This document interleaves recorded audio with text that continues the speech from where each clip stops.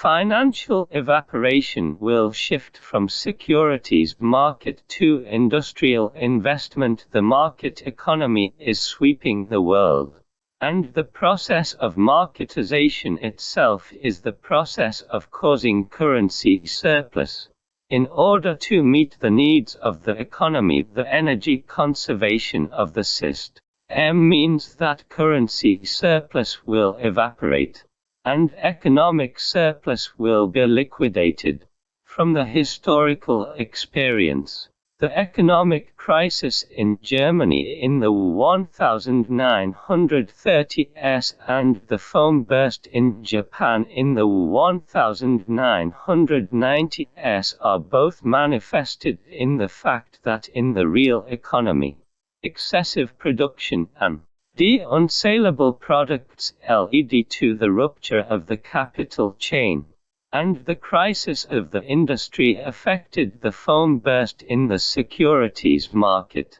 As the virtual economy expands multiple times and can operate independently of the real economy, the financial sector is actually more prone to problems.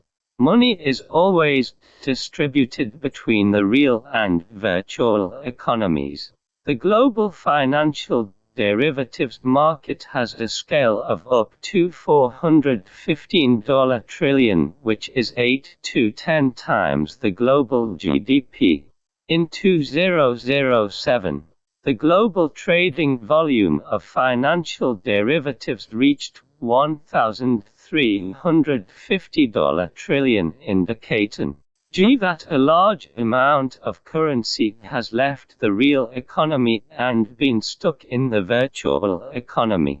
The hoarded funds cannot be safely distributed, which makes all kinds of foam emerge one after another.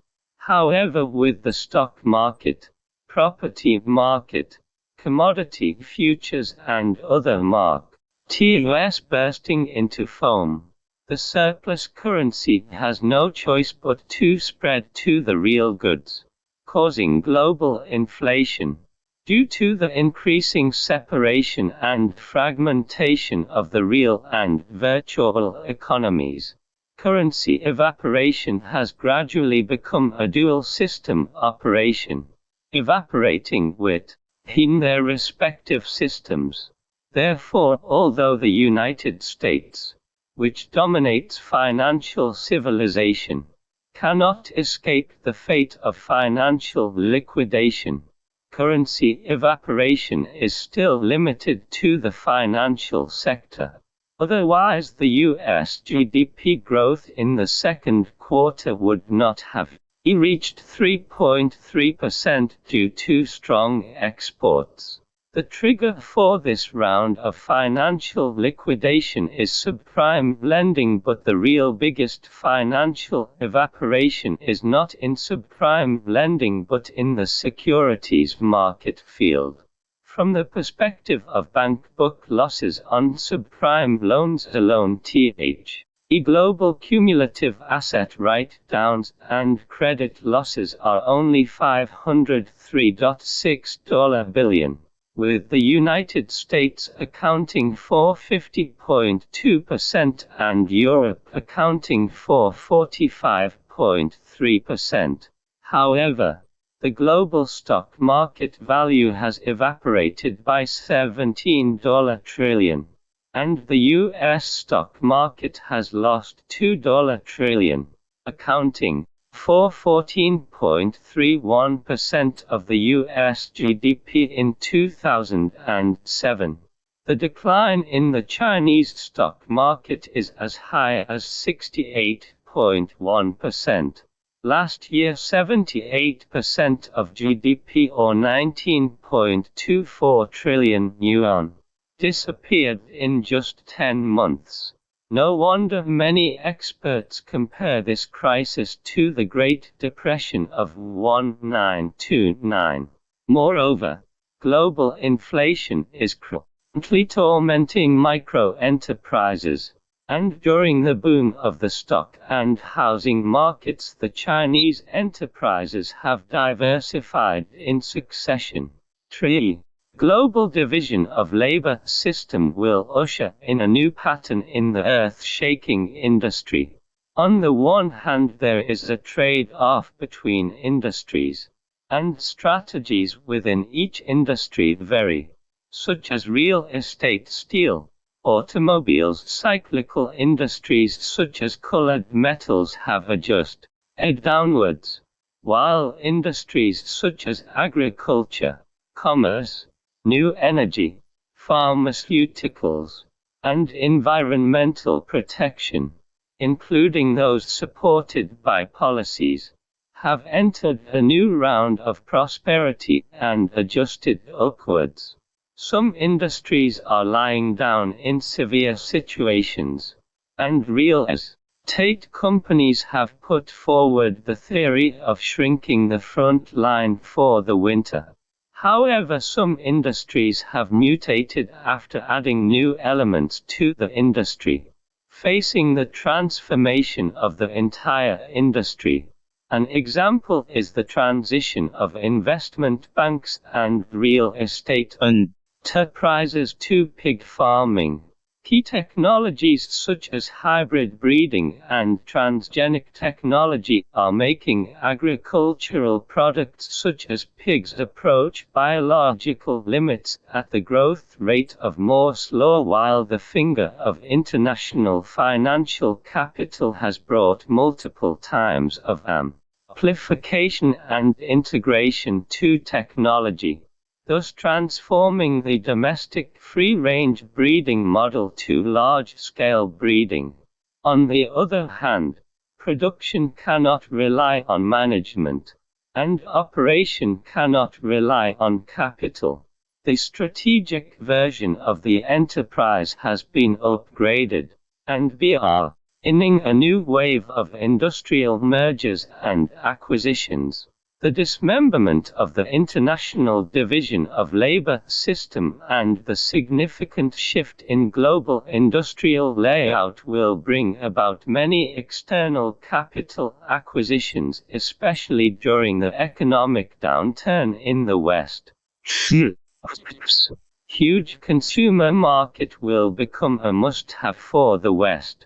External capital acquisition will become increasingly fierce, as evidenced by Coca-Cola's desire to acquire Huan Juice at a high premium of 195%.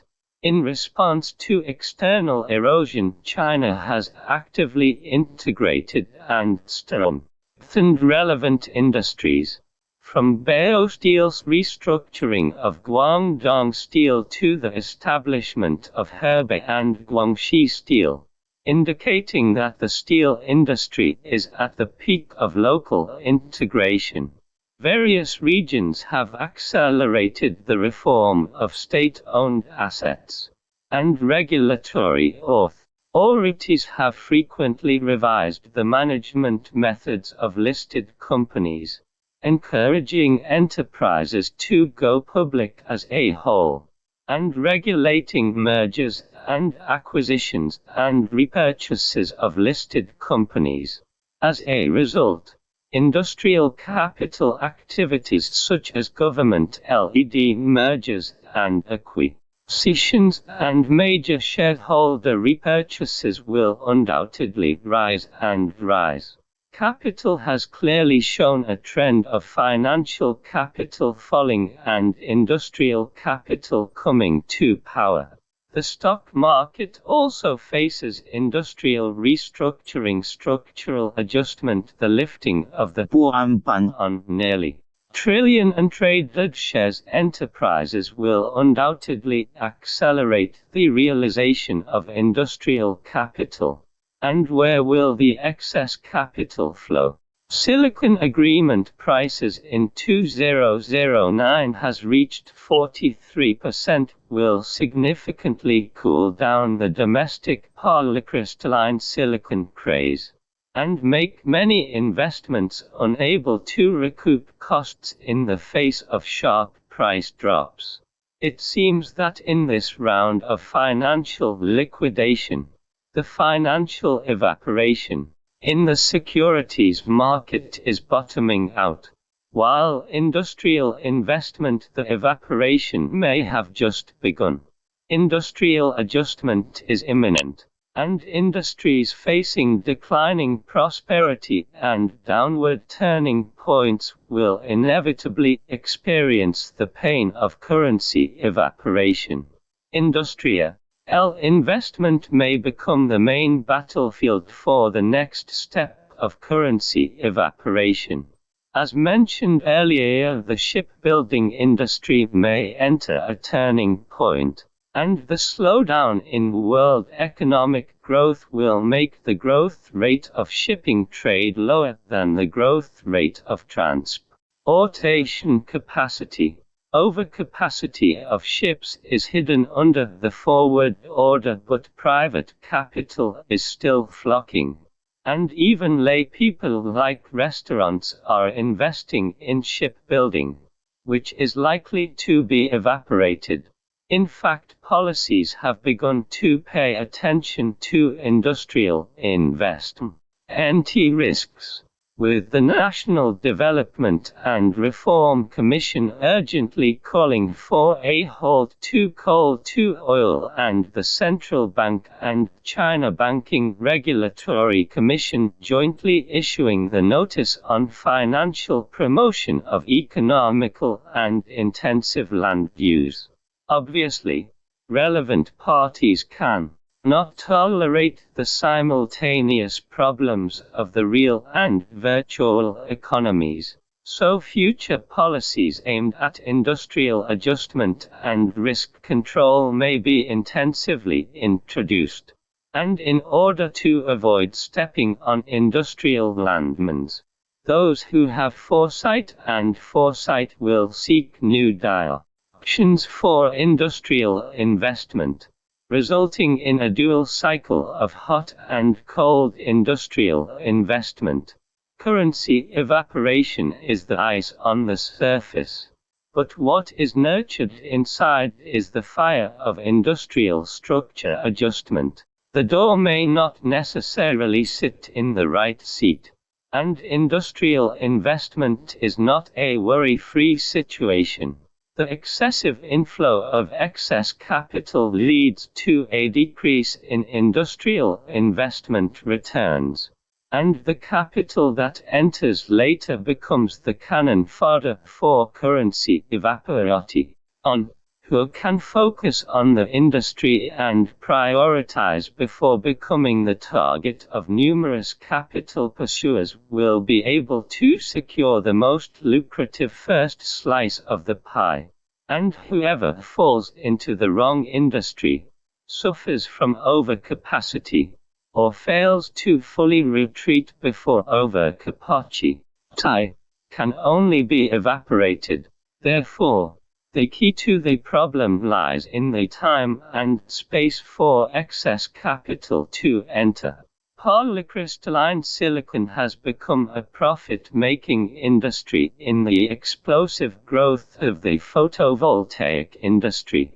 With the increase of investment from 7 global monopoly groups such as MEMC and Hemlock, as well as the rise of new entrants and alternative technologies, the supply and demand gap is being filled, and the rational return of prices according to statistics from New Energy Finance and Economics. The average drop in polycrystalline, the oil, photovoltaic industry, bioethanol, and even the use of nuclear energy have all concentrated in recent years. High oil prices have quietly changed the industry landscape, and excess funds have also settled in new energy, green environmental protection, and some have entered booming cyclical industries or high-end fields alienated by new elements. Taking the shipbuilding industry as an example, it has absorbed trillions of funds since it entered the boom in 2003. Taizhou alone has hundreds of shipbuilding and repair enterprises and more than 70 supporting NG enterprises. In the first half of 2008, the output value of the shipbuilding industry increased by 52.8%. Private capital is rushing to eat the cake of shipbuilding, leading experts to evaluate it as those who build factories do not build ships. Those who build ships do not build factories. They are afraid that they will not be able to build them. And they are not afraid that they will not be able to sell them. Therefore, the basic direction of moving away from the financial field to industrial investment is correct, but the so-called right approach